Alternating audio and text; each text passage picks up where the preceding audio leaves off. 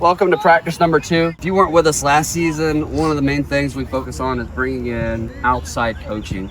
So instead of having like myself, who's never been a pro player, never had a college career, never been pro or NCAA at any other sport, we bring in people that have more experience than our captains to help run practice and teach you things that we wouldn't be able to teach you otherwise. Tonight, we're honored to have my first Ultimate Frisbee coach. It's Anthony Grillo. Him and his wife, they started Charlotte Ultimate. Now, what takes a board of about 15 people to run, they did everything by themselves with the help of a couple friends here and there. 4 kids.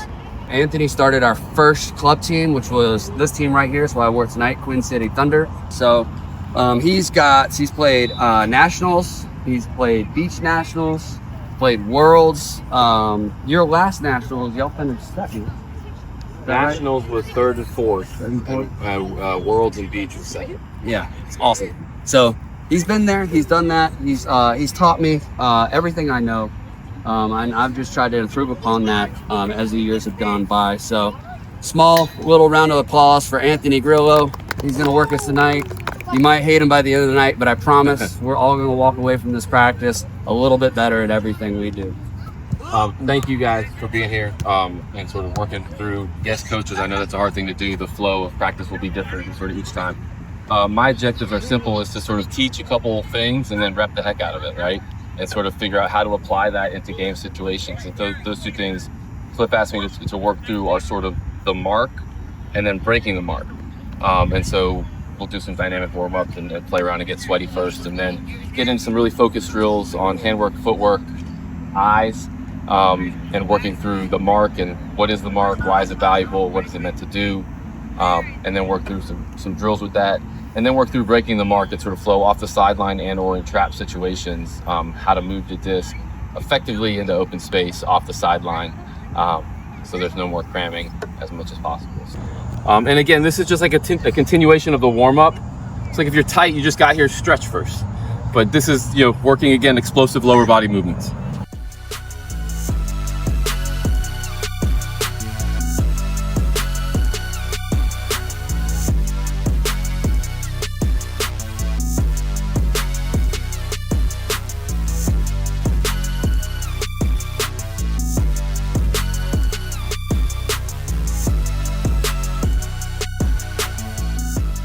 All we're doing is throwing open side throws to our partner into a moving target.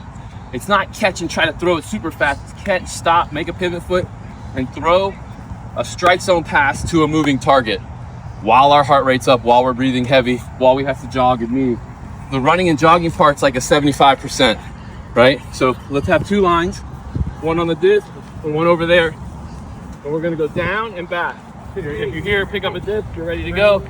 Right where that orange dot is on the yellow line, we'll have that second line. So everybody understands the concept here. It looks like it. Right? The idea is we're gonna have to throw and catch when we're tired.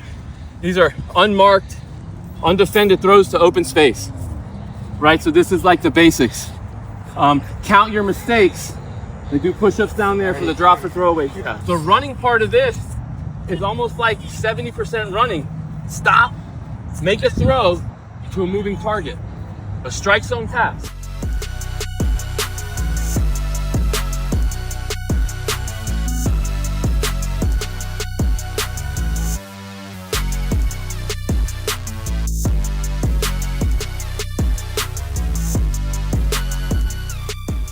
You're anticipating, right? This is the ready move, right?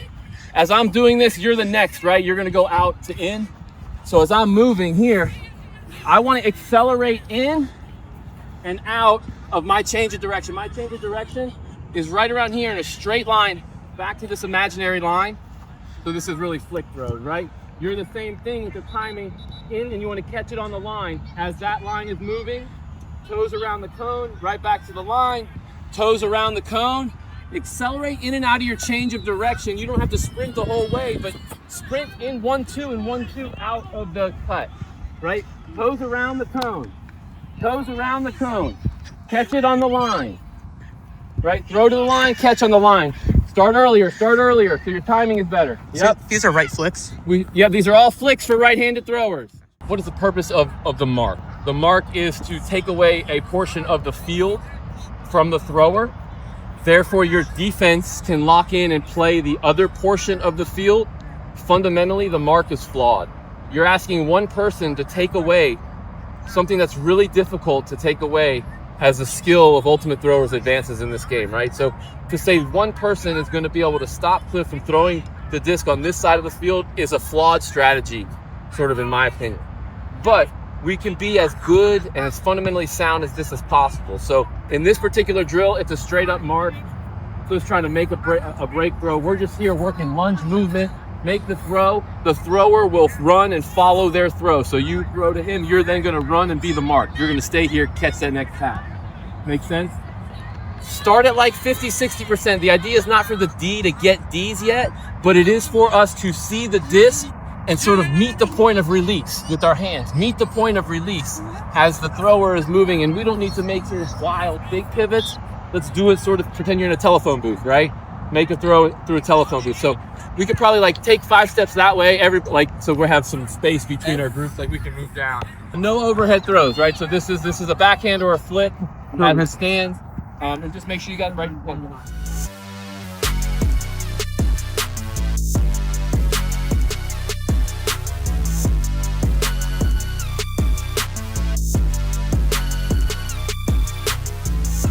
So Cliff is a defender, I'm here, right? It's following the shown throw. So the shown throw is where the Frisbee is. It's the throw that is being shown, right? It's not the idea that he may want something different. It is the shown throw. And so the idea is he's got to tap the disc 10 times. My shown throw is here, right? And so that's the move to chase, right? And I could go here to back here, right? I don't have to turn and go each way each time. He's got to hit the disc 10 times. Right, tap the disc 10 times. That's the drill, right? And then we'll switch and rotate. So in pairs, right? Tap, find the shown throw with your hand, right? Find the shown throw. That's 2, 3, 4, 5, 6, 7, right? Get the idea? Find the shown throw. Be as quick and gnarly and neat as possible. Fake the guy out. You've got 10 touches of the disc of finding the shown throw. Stand up tall, get some oxygen here. I'm gonna demonstrate sort of the triangle mark. So if everybody would like stand right here, I guess, and Cliff, stay where you're at. And then you just stand back. So we're going upfield this way. So as we get into a force flick situation, right? Cliff is force flick. So there's a shown throw, right? It's the earliest, quickest release opportunity that he has. And the idea is to get off here and stop that. Right? We have our responsibility is to be over here and not let a throw off, but he can't make a throw over there if he's right here. Stop the shown throw in the first 3 seconds of the stall count. Force the thrower to pivot, right? Feed him to the pivot point to find the next throw. This now is in a great position, right? Anything that's a break throw here is a backwards and even or backwards throw. We can't stop them all, right? If we're gonna get broken, let's get broken backwards, not upfield. Fine with that. Right? He still has the open side, right? Our defenders should be playing defense over there, right? We stopped the secondary break mark. Our stall count is now at 5. What we don't want to do is follow him right back over here at 6 and get beat going back there at 8. And so the idea of the triangle mark is you're able to come from this point and take a step backwards and still stop the break mark, still have good, trustworthy positioning here, and through the progression of your stall count, get back to here at closer to 7, right? And so you're here for 3, 4, 5, 6, 7, 8, right? And you've never given up anything really meaningful on the break side. You stopped the early throw, which is typically when your defense is out of position, right? And then you're stopping the break throw early, making sure you're managing that late in the stall count through the progression of those 10 seconds, and then closing back in to a distance where you can have an honest, trustworthy mark and not get broken for positive throws. Getting broken for negative throws, like there's no value in chasing around here to stop a break throw to allow the positive throw, right? Allow that throw to be negative. Does that make sense? And so the reason they call it a triangle mark is your body movement. Stop the shown throw, next, back off, come back in, right? That little dance with the triangle. Shoot holes in that. Let's talk through that. This is really like a fundamentally sound way to put on a mark throughout the stall count progressions, right? Think about a quarterback gets the ball. They've got a progression, right? The short, the deep look first, and the intermediate, then the under is my check down. The thrower is doing the same thing. If they're pivoting, it's really hard to pivot and look downfield and see options. When you're pivoting, you're taking your eyes off your receiver, right? Your defender has won the battle. They've engaged you. You're pivoting and then trying to find someone. You're pivoting, then trying to find someone. So if you can keep your thrower moving, they're not able to lock in on options downfield, and you're winning that battle within the stall. Yeah? Make sense? Yeah. Do you so you're catching a swing here and I'm chasing you. That's the idea. So you go for the continue shot. Yep. I like to go back here for the break. So that's fine. That's stopping the break, right? What is your responsibility? It's not to allow a positive throw over here, right? So in that position, if there's somebody over there, you can advance the disc. That's on the break side of the field where they may have options. Yeah.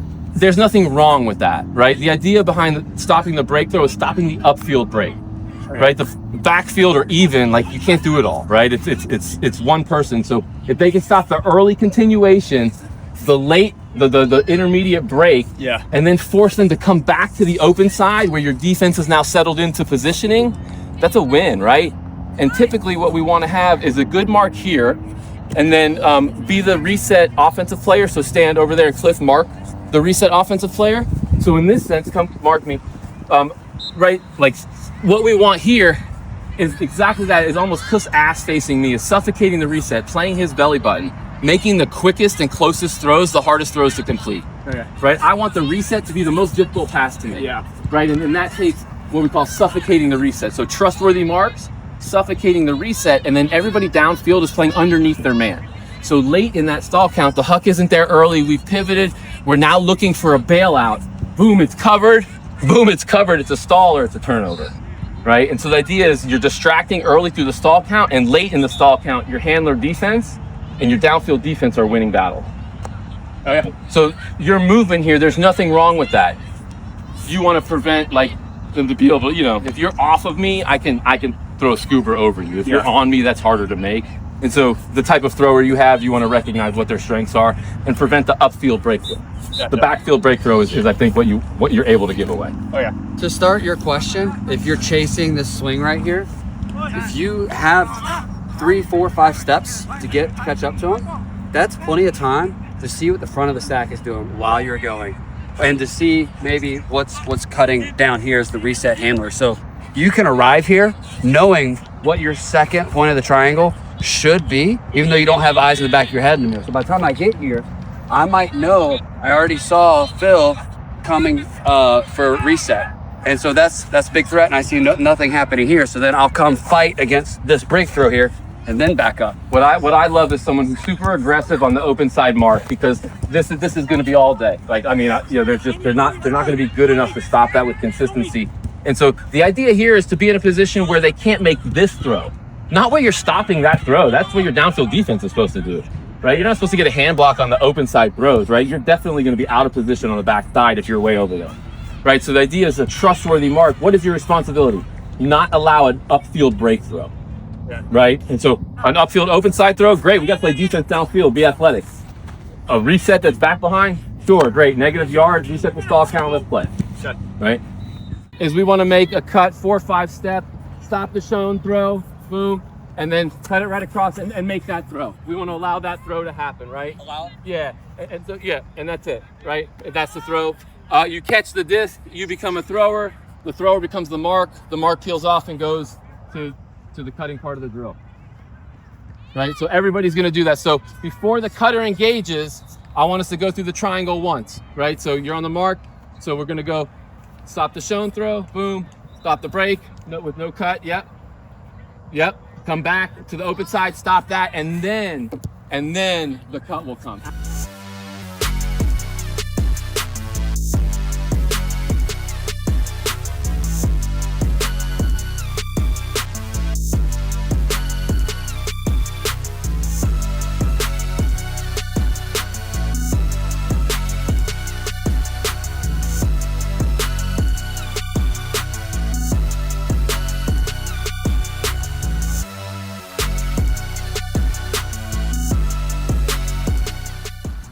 the biggest difference between doing this the right way and being the worst mark on the team. So the worst mark on the team is naturally always just going to have a big boner for a hand block on stall 1. So when that first throw gets flashed, they're going to just completely overcommit. It's totally not worth it to attack that first option if you do it wrong and you can't get back in time. So you don't want to overcommit. If you overcommit, you've got no mark at all. So don't think, oh, I got to stop this first throw no matter what. It's I've got to stop. We got to make this so challenging without giving up my ability to do my job for the rest of the stall count. The mark truly has a progression, right? Of open side, break side, close it in, right? Lock it down. So think about that as the thrower is also going through their progression. I'm not open on the break. I'm not open on the, or open, I'm not open on the break. My reset's covered. I'm coming back here at 9 for a hope and a prayer, right? And so that's the idea. So let's rep this same thing. We're gonna start on that side with a backhand force, right? And so our cuts will start from this side. We'll go open to break. So we're just flipping the throwing mechanics. So we'll go same thing, 3 lines. Everybody's got a mark.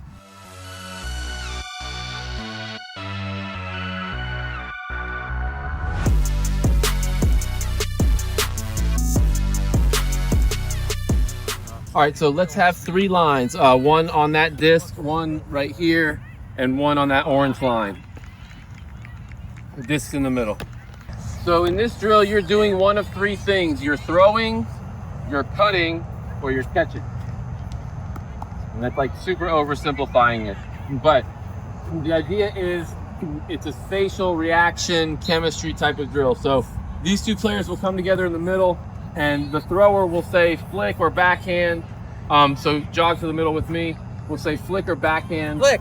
Flick. So we're just gonna pound here, you know, just like a high five in the middle. You're gonna break out that way. He's throwing you that flick. From there, I am streaking up the line. This is a fake up the line while you're running behind me, right? You fake up the line, you come, you throw the backhand. As soon as we cross paths, so you're going out, you're going out to the break, the backhand side. Right? You are streaking up line for the fake.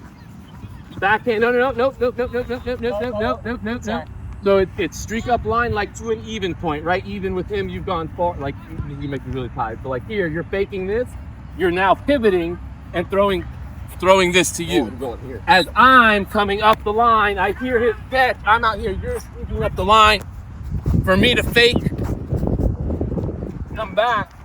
And you're throwing a back, no, you guys, and then you're going upfield into a backhand, right?